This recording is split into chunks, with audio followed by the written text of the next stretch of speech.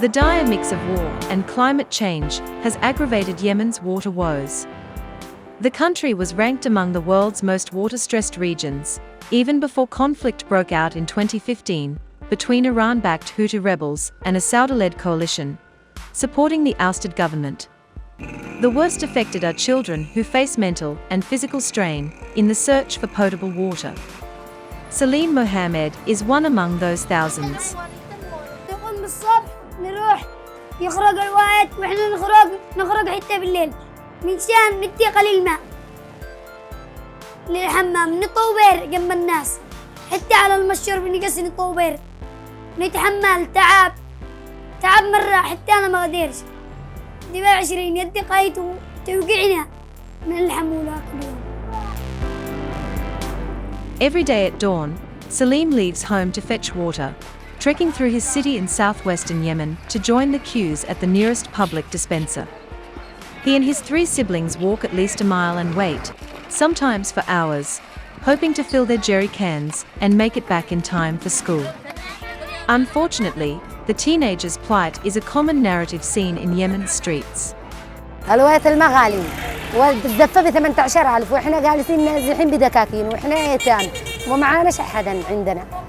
من شعول احنا والله ما نقدر ندي حق الواية الماء ب 18,000 والاكل ما فيش والدنيا غلا من وين نجيب. Just like any war-torn nation, children are the ones who suffer. Yemen is no different. Many lose their opportunity to basic education, and others face forced physical labor in their pursuit for drinking water. The children are forced to spend hours collecting water for their families or to look for work to help financially support their families instead of going to schools. Yemen's groundwater is being depleted at twice the rate it is being replenished, says the Food and Agriculture Organization of the United Nations.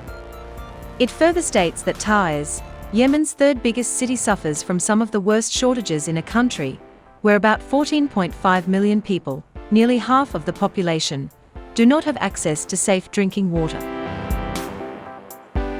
نازحين من حق الحديدة واحنا الماء عندنا مرة تعب نجري بعد الماء ونجري بعد الماء ونبكر من صلاة الصبح واحنا والماء نطوبرة بعض الحين نحصل ماء وبعض الحين ما نحصلش تنتين دباب بالزوع نحصلهن مطوبرة نبكر عضنا الصبح مسابقة على الماء. The search for water has become part of daily life in the city, where young boys and girls can often be seen lugging containers, nearly half their height. These containers, once filled, are very heavy for a child to carry back home. Samir Abdulwahid, the director of Taiz Water Authority, says the city is currently fed by 21 water wells, as opposed to 90 before the war, blaming the Houthi siege. لم يبعد متبقيا للمؤسسة التي كانت تعتمد على 90 بئرا في تغذية هذه المدينة بالمياه عدا 21 بئر في الوقت الراهن. إجمالي إنتاجها بشكل عام يصل إلى 130 لتر في الثانية، وهذا أحد الأرقام المخيفة على المستوى العالمي، لأنها لا تؤدي الغرض، ولا يعني إذا استطيع القول أن نسبة الفرد تصل داخل مدينة تعز إلى 0.7، وأنا أعني هذا الرقم رقم لا يصل حتى إلى الدول الفقيرة جدا. At the current rates, the Arabian Peninsula's poorest country could completely run out of groundwater within 20 years, experts say. The University of Notre Dame's Global Adaptation Initiative ranks Yemen as one of the region's most climate-vulnerable countries. The scarcity of water has forced millions of Yemenis to depend on private suppliers, thus adding to their woes. With the country's water network reaching less than 30% of the Yemeni population, millions of people, particularly in rural communities, are forced to buy water from private companies, or even walk miles to fetch water, or even use their own unsafe wells fueled by expensive and polluting generators. Fighting has ravaged critical infrastructure, while rising temperatures and varying precipitation have further hit supply, experts and aid groups say.